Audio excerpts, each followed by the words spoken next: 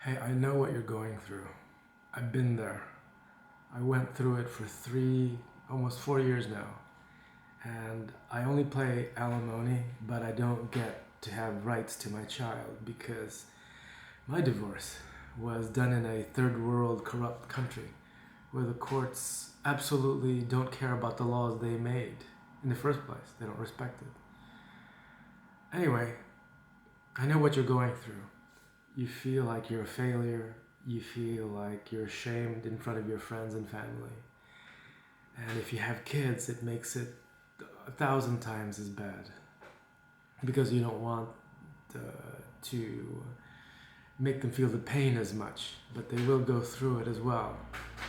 And especially if your child is young, like mine. What makes it worse is when your wife or your ex-wife doesn't respect your rights, and the courts don't respect your rights either. But I know it's absolute hell, as hell can be, and you've never felt anything like it, like I did. And when somebody told me first, because I asked them how long it would take, the divorce, they said, "Oh, a year." And I said, "Oh my fucking God, a year? You kidding me? A year of this pain?" And not being able to see my son because she was basically hiding my son from me for 5 months. No contact whatsoever. Couldn't call him, couldn't visit him at all because she went mad. And afterwards, she had to accompany in our visits. So she was like watching us.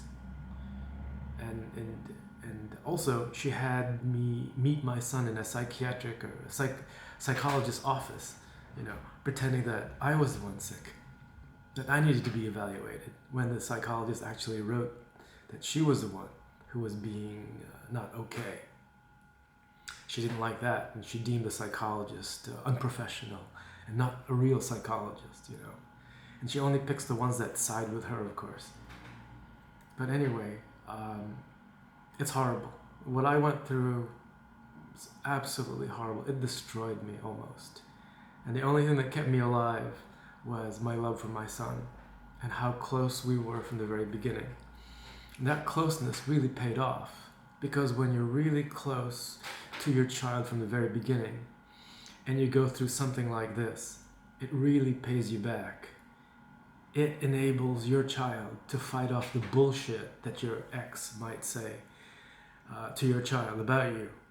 And your child, because you've had such a good relationship with your child from the very beginning, very close, very tight, you're very much a very involved parent. That really pays off.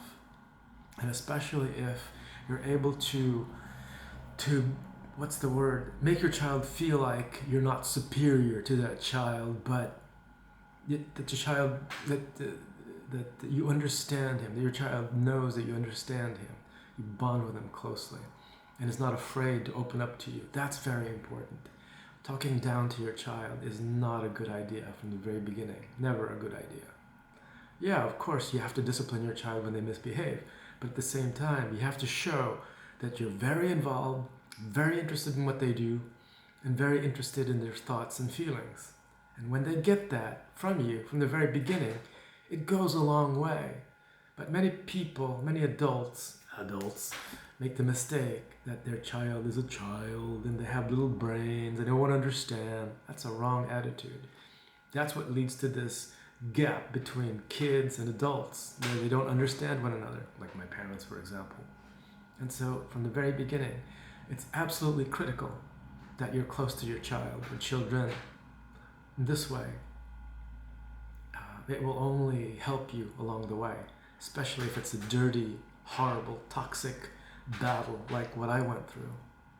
And then to make matters worse, the girlfriend that I was with left me, and she turned out to be also a narcissistic personality disordered person, just like my ex. It's like talking about from the frying pan into the fire is what I went through. And what made it worse was these so-called professionals, the psychologists, the lawyers, they didn't help because they're absolutely incompetent in that country, Slovakia, where I went, had my trauma. Because there, professionalism is non-existent and justice is non-existent, so that just made things 100 times as bad. And so, yeah, it was really, really bad. But what got me through was our deep, deep bond for each other. And our closeness for each other is what ultimately got us through. Because absolutely nobody helped. Not the psychologist, not the court, not even friends. Friends were afraid, you know. It really tests your friend's backbone, whether they have a backbone or not. Or a culture's backbone, whether they have it or not, actually. And so in the end, it was just basically me and my son all alone to fight for ourselves. Nobody really helping us. So yeah, it was absolute pain. I mean, I was desperate. It was absolutely, I hit rock bottom. So much so that I took that pain and I had two choices, either die from it or use it to fuel my anger and to fuel my fight. And that's what I did, because I love him like the universe. And so now he's 11 and this mess started when he was 7. So it's been long. And it wasn't a year divorce. It was basically close to more than 3 years. So it was just absolutely painful and a waste of money, because lawyers are just the scum of the earth too. No matter what country you're in. You know, I'm American, but I married somebody from Slovakia. And what's even worse in Slovakia is that the professionalism is non-existent. So even though you pay for professionals, they won't do professional work. Most often they'll just take your money and do shitty work. And they just give you lots of documents to wipe your ass with, nothing more. But boxes full of documents. So what I'm trying to get at is be as close as possible to your child. Play with him. Be involved every day with what they do. Take a major, real interest in what gives them joy. Participate in their hobbies. Introduce them to new hobbies. Don't be lazy. Don't be lazy. Be sensitive and be in tune with their feelings and emotions, and that will pay you dividends in the future. And be candid with them. Make them feel like they can come to you, especially at critical moments. Because most often kids just turn away from their parents because they're too embarrassed, or they know or they feel that their parents won't understand. So don't do this. Make them feel safe. Make them feel like you understand them. Really get to know them. Don't play this dominant, pseudo, whatchamacallit. Just be real. Be in touch. Be candid. Be honest. Be humble. And talk about your feelings too, even your fears. But don't freak them out. But just let them know that you have fears too, but you're overcoming it as well.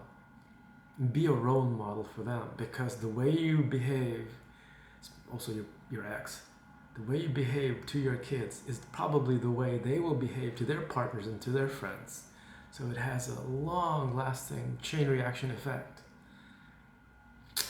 And, oh man, so it was a big disillusionment for me. And to make matters worse, I was disillusioned in the medical practice. You know, I went into it trying to help people, but it turns out you're just a glorified salesperson of drugs that are very toxic. And that's another story. But anyway, so that's my tip, you know. So there's a light at the end of the tunnel, and you will survive. Just be strong. Be a rock for your child, but make them feel safe with you. Make them feel like they can approach you and that you're open to them. And if your wife starts trash talking you to the kids, outdo them by being more positive, more joyful, more active in their life. Help them with their homework. Introduce them to new things. Do sports with them. Sports that they've never done. Educate them. Really love helping them with their homework and their studies. Make them feel like you love it too. And introduce them to your interests as well. So that's the best weapon against all this toxicity with your ex, with the system. You know, in the States, wherever you are, it's also probably against men. It seems that way too in the States, is that a lot of judges are just pro-women. But at least in the States, it seems like they follow rules. But where I came from, where I was living for past 10 years, they absolutely don't give a shit about rules and laws. They're just scum, stealing money from the Euro Fund, for example. And the city's just crap. Anyway, I'm getting off on another tangent. So that's my point, and I hope it helps you. And if you need advice, if you just want to chat, hit me up, right? So take care, be strong, and you will survive this. And use it to power you and make the best version of you. Because hey, you're starting off with a new life again. This divorce is a fresh start for you. Painful, fresh start, but use it to make yourself better and find somebody not toxic. Find somebody really, really loving and supportive to you, because that's the end game, right? And you want to provide your kids a healthier environment than what you had with your ex, right? So hey, take care, right? All the best. Bye.